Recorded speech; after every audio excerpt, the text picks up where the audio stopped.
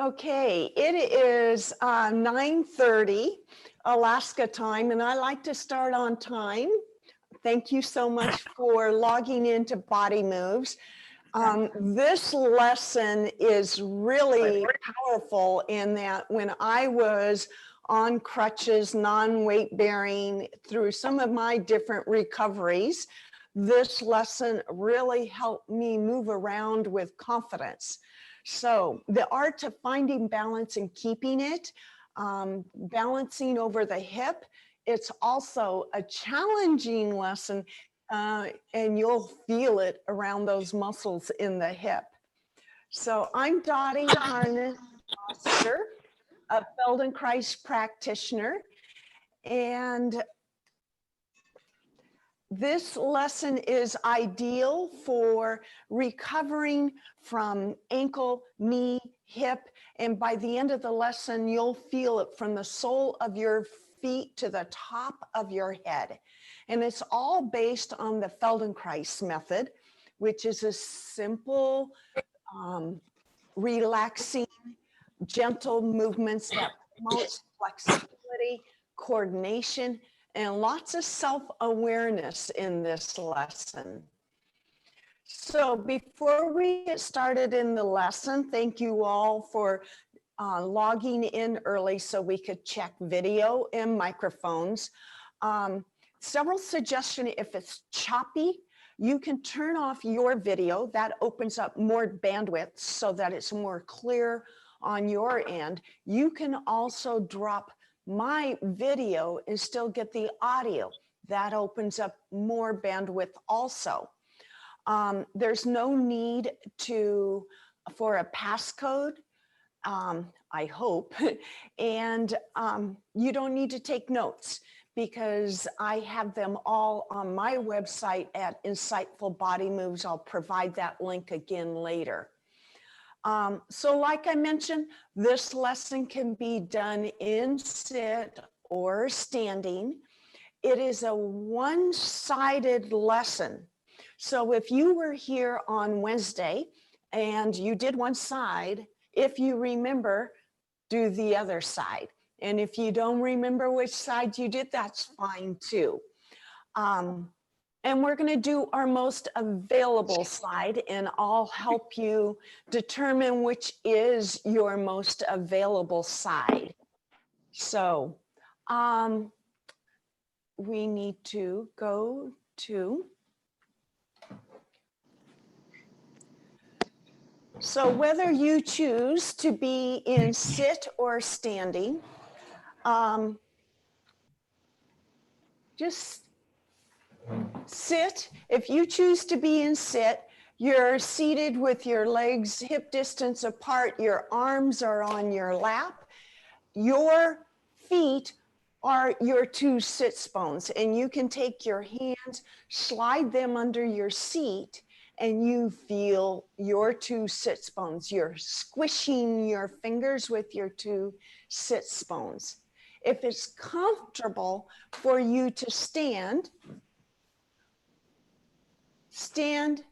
and let's really dial into how it feels to be standing. What information are you getting from your environment that you're standing or that you're sitting? It may be the weight of your feet grounded to the floor, your seat grounded to the seat. It might, where are you looking out? Where is your horizon this morning? Is there a part of the sole of your foot that feels more weighted? And let's take our attention to the right sole of the foot and then the left sole. Which sole of the foot or which side of your seat, if you're seated, bears more weight? Is your foot rolled to the outside edge or the inside edge? And how does that differ from one foot to the other? And I know we're in our homes, so it's not much of a walk, but walk around a little bit and get the sense of what foot feels most solid. If you were to stand, and go ahead and do this, stand with on one leg. So you're just taking the weight off of one foot. Set that foot back down and transfer the weight to the other. Which leg feels most comfortable to stand on a one-legged situation? Right. Just helping you dial into the most available. If you were to stand here for 15, 20 minutes, where would you transfer your weight to? What leg? That might help determine your most available leg. And you can be doing the same thing in your seated position. Okay, we're going to come in close to Skinny Rick. I'd like to show you a few things about this lesson.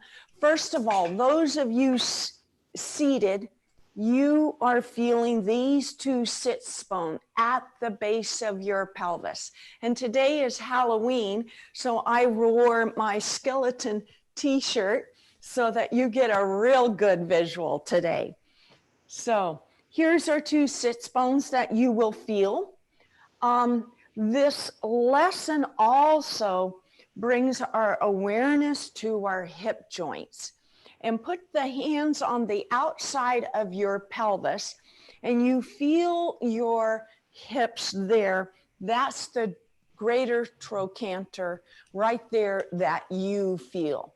But look, in from the bony exterior that we feel, in several inches into this ball and socket of our hip joint. And all kinds of muscles come up from the knee, actually from the foot, ankle, knee, and they begin to, as they come up here into the pelvis, cross in front, dive in and connect into your spine in the front and the back. So I often think of the spine being the base of the spine, the pelvis being a triangle of support.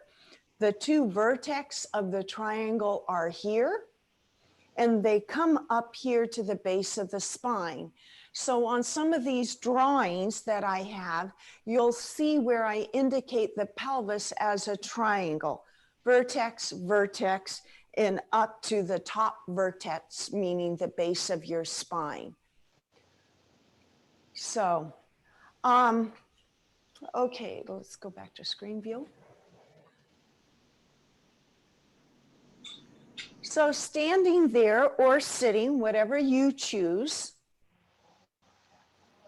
I want you to place your hands, both hands on the outside of your pelvis. Wrap your fingertips towards your midline, and deep in there is your hip socket, okay? And from here, I think of my legs, screen share, being the remote control of the pelvis. So when your legs move, go ahead and stand and move your legs a little bit. If you're sitting, you can wiggle in your seat.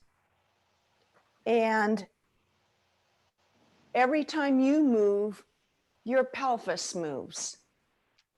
Okay? And step back and forth. Walk a little bit forward.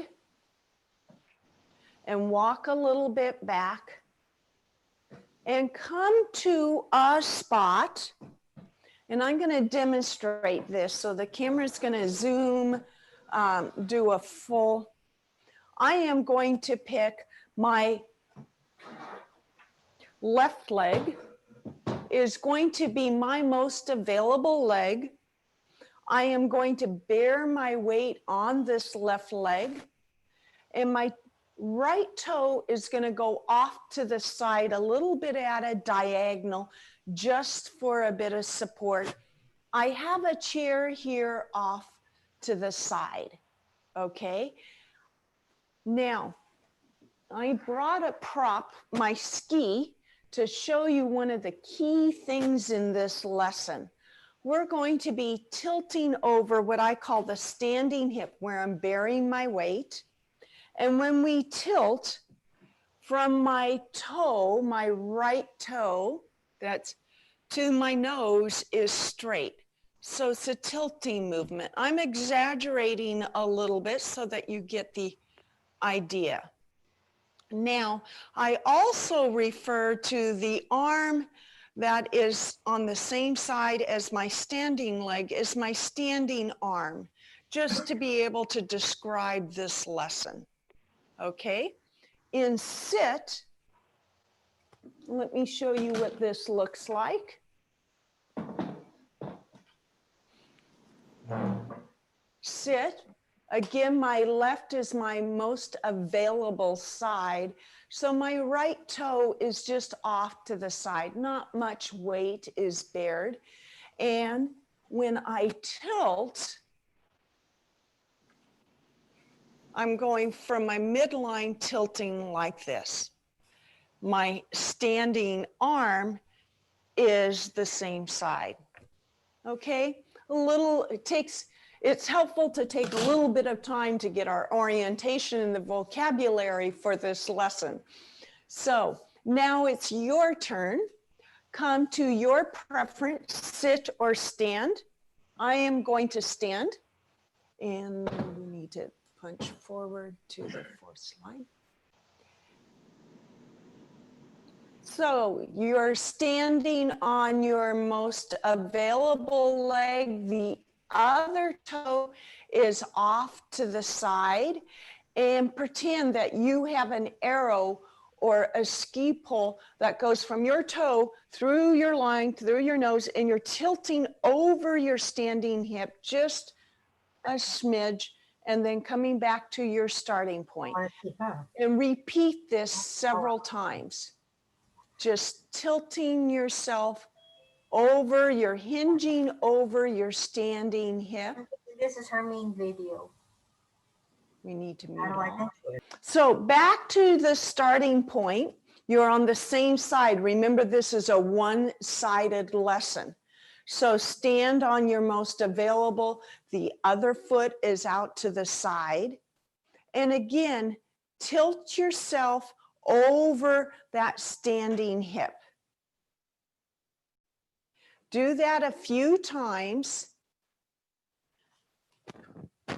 And imagine that you have a ski that goes from your toe through your nose.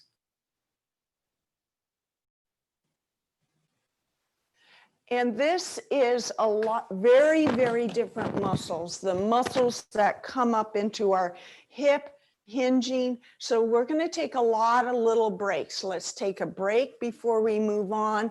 Those of you standing, shake it out. And while you rest for a moment, I'm going to show you the next step. I'm going to demonstrate it in sit. I'm going to tilt over my most available leg. The other foot is just off to the side. This time, I'm going to raise an arm and drop it. So my standing arm is just dangling down with gravity. My other non-weight-bearing arm comes up and it drops. Up and drop. Okay, your turn.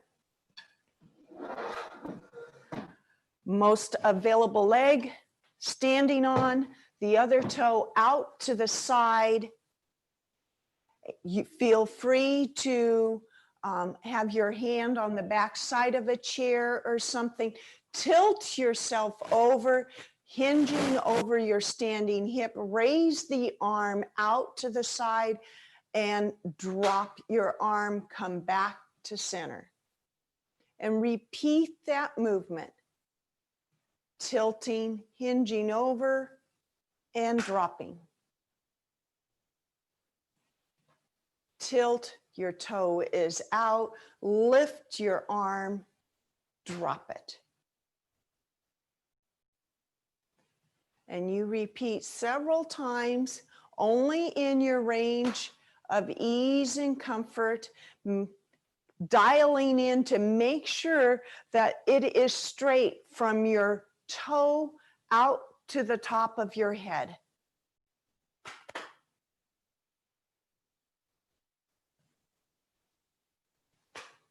And let's take a break. So with any Feldenkrais lesson, we add in a lot of layers. And this is no exception. I'm going to be adding more movement with the arms and that kind of thing. You stay in your range of ease and comfort. Okay? So coming back to your starting point, same side, toe is out for just to help you with your balance. And this time, as you tilt over your standing leg, allow the non-weight bearing leg to lift up a little bit and then drop it back to your center point. So your toe out, tilt, the leg lifts up just a smidgen. It's like just a centimeter or two away from the floor, and then drop that leg back to center, and you're standing with the weight in both feet. And repeat that several times. Hinging over your standing, toe out, drop the legs so that the legs come closer together, almost slapping the inside of your legs. Stand there for a moment and repeat. Notice what's happening in the standing leg, how you're hinging over that hip, the coordination that it takes down into the muscles of the leg. Slap.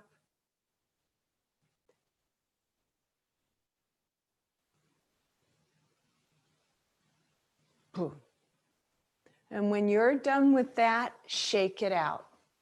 You're better off. Some people ask, how often do they repeat? You're in charge of ease and comfort. So the number of times you repeat, I think in this lesson is not too many, because for me, I really feel it in the pelvis. So you're in charge of ease and comfort. You're better off with a few easy, slow movements than a bunch of them rushed and it's not comfortable for you. So I'm going to show this one in sit. It's the same starting position where you are weight bearing on your most available side. The other toe is out. Don't forget about that tilting movement as if. And this time you are going to take your arm and your foot out and then drop them both, coming back to your center.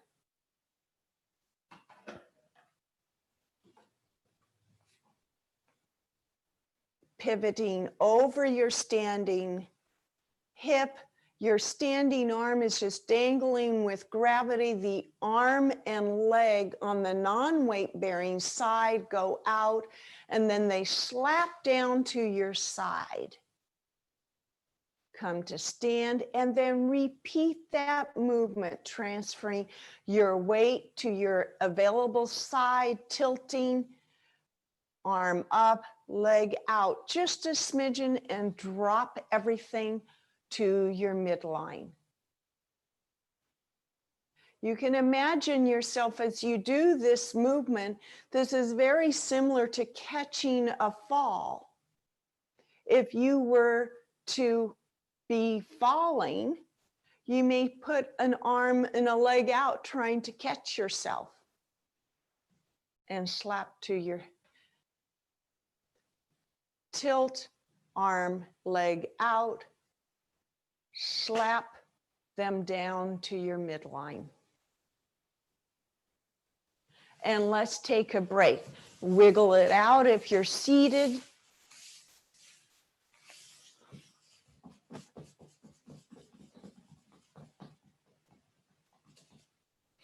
So I love this lesson for balance.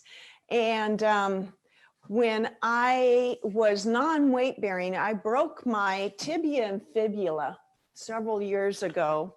I'll bring it in real close. Tibia and fibula right here, just above my ankle. And so it was 3 months non-weight bearing. And I would do this lesson, and I felt so much more secure as I moved about the day because I could stand on one foot with just maybe a little finger for a balance on something. And I just felt so much more mobile, yet I was still dependent on my crutches, a walker, knee scooter, whatever. But so this is dynamite for anybody recovering from an injury, or even while you're casted or in a walker, or whatever your situation, whatever that road of recovery looks like for you. Okay, coming back to your starting point, I'm going to demonstrate in stand this time. So same side, your most available foot, the other foot is off to the side. And this time you are going to wrap your standing arm over your head. I put my finger in my ear so I don't have to hold too much, and hinge. Same movement that we've been doing. You're hinging over your standing leg. You tilt. That arm is wrapped. But notice how this arm, weighted a bit differently now, changes how you hinge, how you roll across the sole of your foot. Maybe it's easier for your leg to coordinate and organize up into your hip. Maybe it's more challenging. You've shifted the weight higher up into your torso. You're keeping straight from the toe that's still out through the top of your head.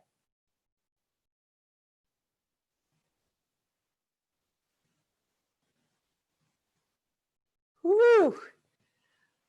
Wow, shake that out. I don't know about you, but you know, back in the day they had movement buns of steel. I feel this one in my hip, big time.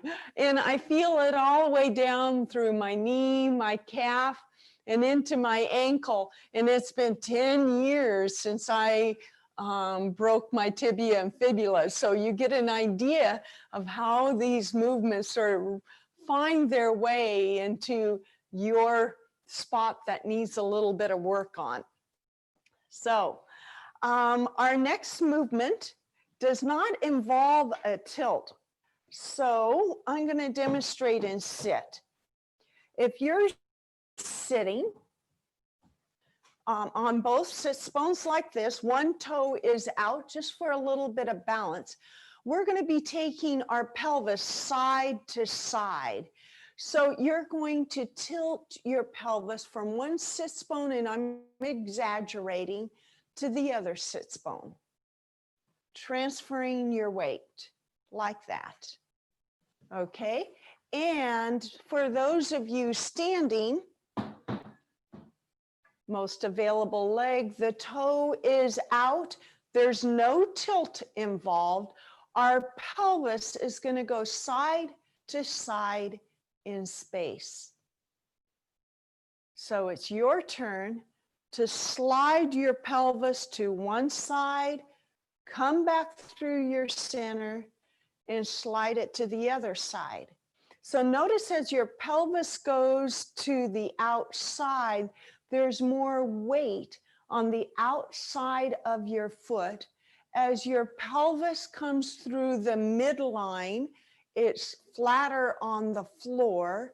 And as your pelvis crosses over through your midline, more weight comes onto the inside of the sole of your foot. So take it slow enough so that you can really feel the distinctions of how the movement of the pelvis translates down through the leg, the knee, and the sole of the foot feels something very similar.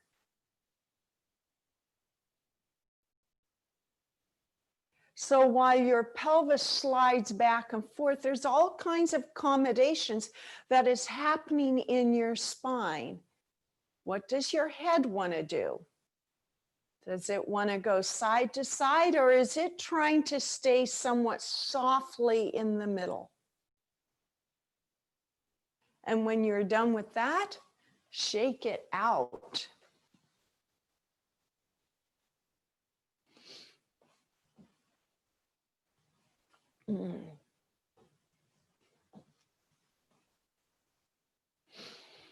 Okay, this next movement I'll demonstrate in sit is if you're seated, you're same starting point.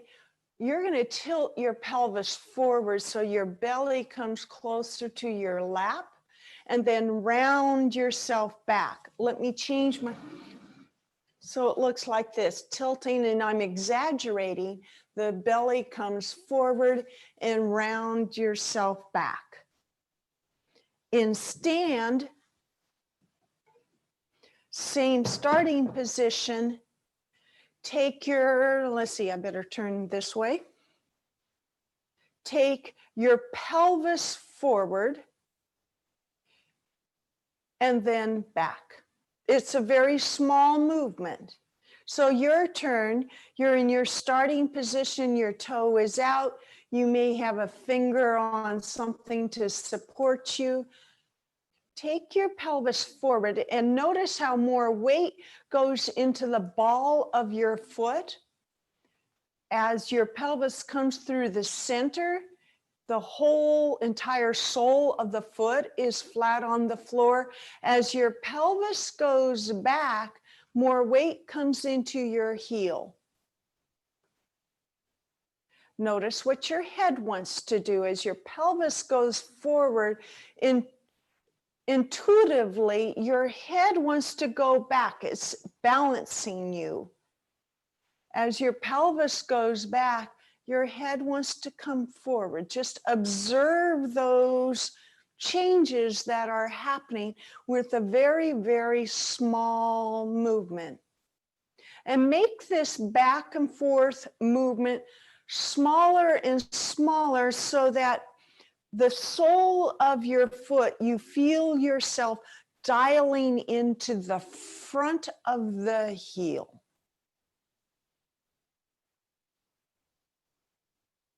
And when you're done with that, let's shake it out and take a break.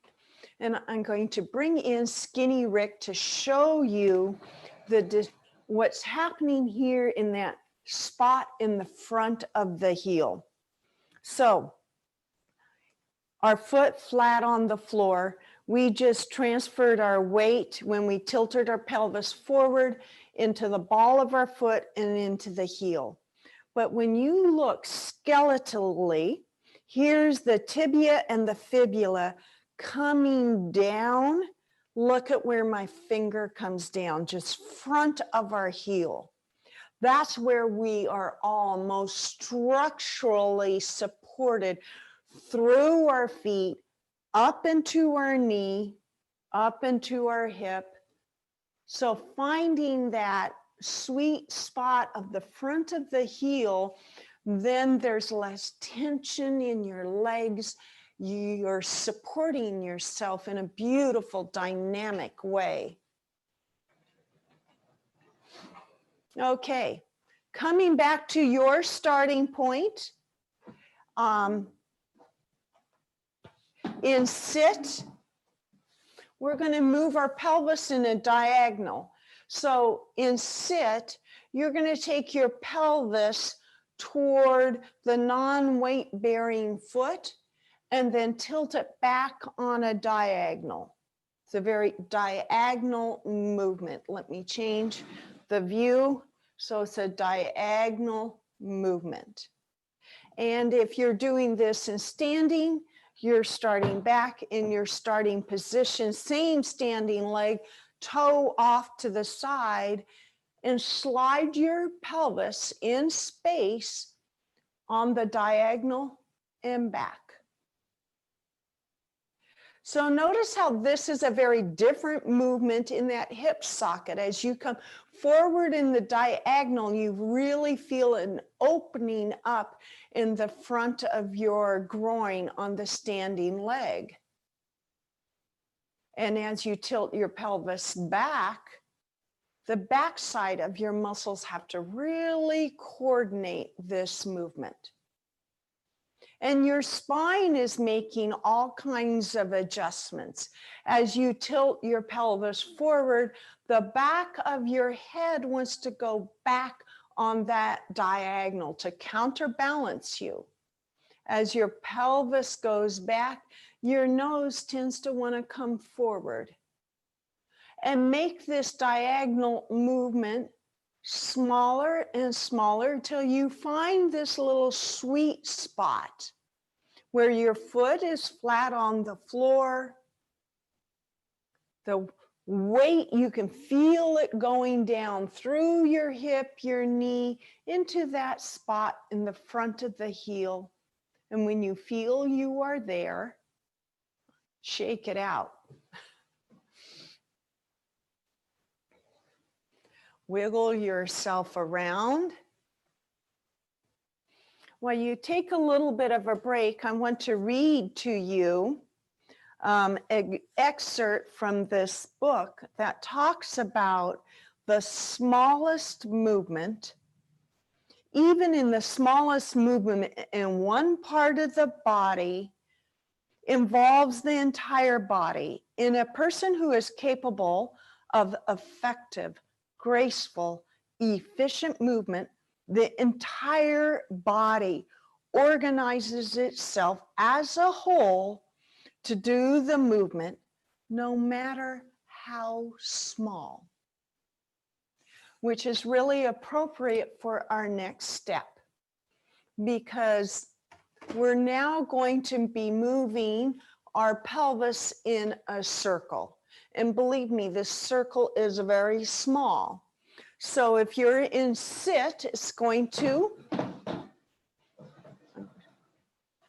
you're going to be making a circle with your pelvis. In standing, same available leg, toe is out. And take your pelvis at the start of this forward and back and side to side, just to refresh your memory of what that feels like, and on the diagonal, and then begin connecting all the points of the circle. It's a very small movement.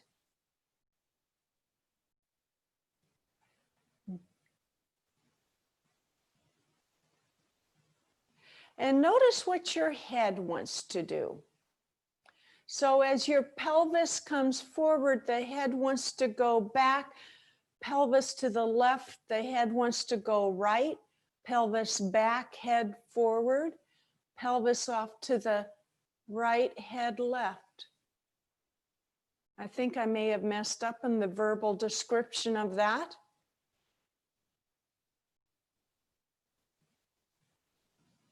And reverse, oh, let's shake it out. Now, you know you don't need to wait for me to take a break, but this one to me, ooh, man, I really feel it on the standing legs. So you have to be easy and gentle on yourself and shake it out. So like the quote I just read, small movements is key for you being able to dial into finding your balance on that standing leg.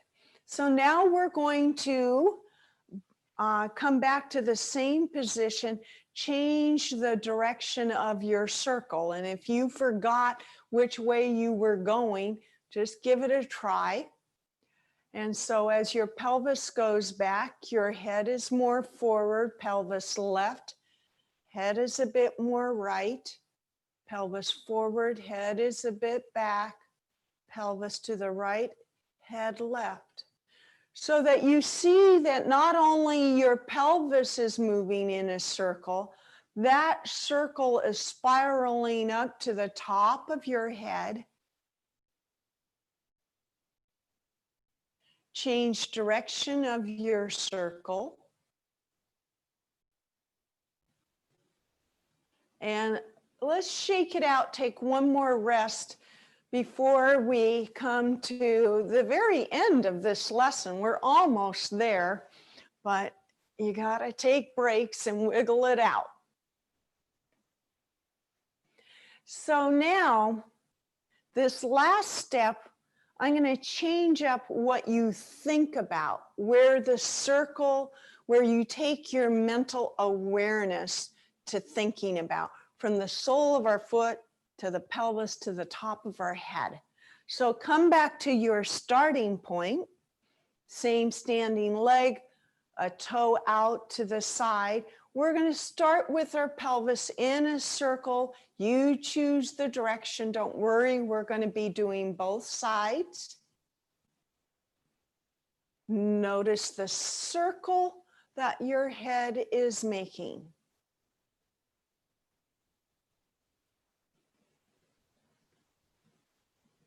Change the direction of your circle and take your awareness to the sole of your foot. So as your pelvis comes forward, there's more weight in the ball of the foot. As your pelvis comes closer to your midline, the weight is more on the inside of the foot. The pelvis back, more weight into the heel. Pelvis out, more on the outside. And circular, make a spiral, making this circular movement, spiraling from coming into that sweet spot in the front of your heel that transmits through the leg, the knee, up into the pelvis. And you come into a single spot where you feel dynamically balanced. You may feel taller. And you're probably really, shake it out. So what I love about this lesson is that, one, it is one-sided, so that may feel goofy today. But ride with that and notice the differences between your two sides. But oddly, it doesn't take long for the other side, the side that we didn't even work on, to sort of learn it from the other side. But what I love most is that when I'm in a line or just hanging out, standing, talking with somebody, I can transfer my weight to one side, put my toe out. Nobody even knows I am balancing over my hip, finding my balance and trying to keep it. It's such a subtle move.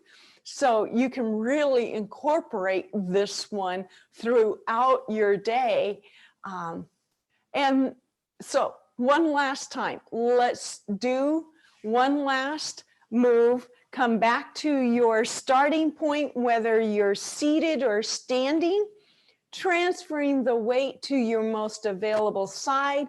The other foot is out for a bit of balance, a little, maybe you have your hand on something, and take your pelvis around in a circle.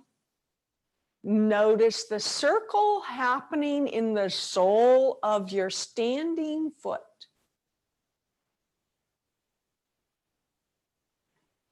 Notice how that spiral goes all the way up into your pelvis. Allow it to ripple up through your spine and the top of your head. Change direction of your circle if you haven't already. And begin making this circle so small that you come to that point where you feel you're truly structurally supported from the front of the heel all the way to the top of your head. You may feel tall. You're looking out at the horizon. Shake it out.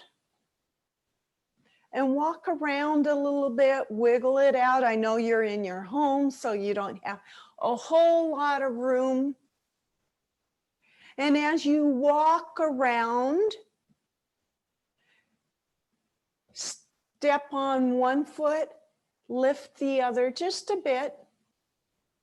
Notice how that might compare to the beginning of the class.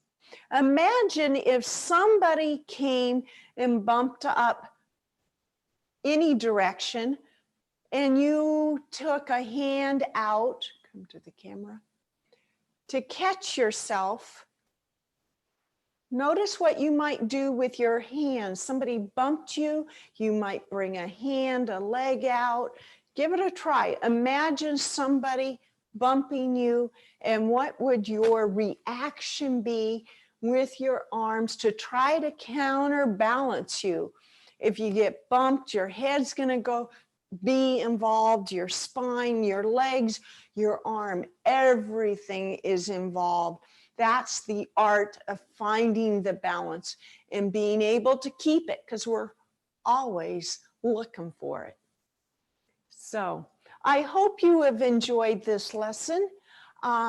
This is brought to you totally free from the American Parkinson's Disease Association, the Northwest chapter, and the Homer Council on the Arts. So if you feel this has been helpful, be heartful and consider a donation to either one of those organizations. I'll also end the class with my website so that you have a link to everything. I provide an audio, a handout, and on the screen right now is my book recommendation. I've had the title in the chat. It's The Brain's Way of Healing: The Remarkable Discoveries and Recoveries from the Frontiers of Neuroplasticity. Just came out in paperback. There's two different covers. The hardback is green and black. The paperback is a little bit of a reddish, pinkish, shown in a blue. So don't be alarmed if it's confusing to you about the two different covers, okay? So speaking the art of finding balance, on your screen right now is African women walking. Look at the movement of their arms, the swagger in their pelvis, the movement of their legs, the roll across the sole of their feet. And yes, their head is constantly moving with that swagger. Beautiful, efficient, and so elegant. After this lesson, if you're in a busy place and there's a lot of people, I know that's hard during COVID times, it's fascinating to watch people. So next week is knowledgeable knees and flexible feet, each Wednesday and Saturday, 9:30 Alaska time, knowledgeable knees and flexible feet. Thank you for joining. Dotti Harness-Foster, Feldenkrais practitioner. My website, insightfulbodymoves.com. All the handouts, the recording. You may receive a survey from the Homer Council on the Arts. We're always interested in learning what we're doing right, what we can do to improve to make it a better experience for you. So thank you. I'm going to be hanging out to talk, chat, all and any of that. So thank you. Thank you. Happy Halloween.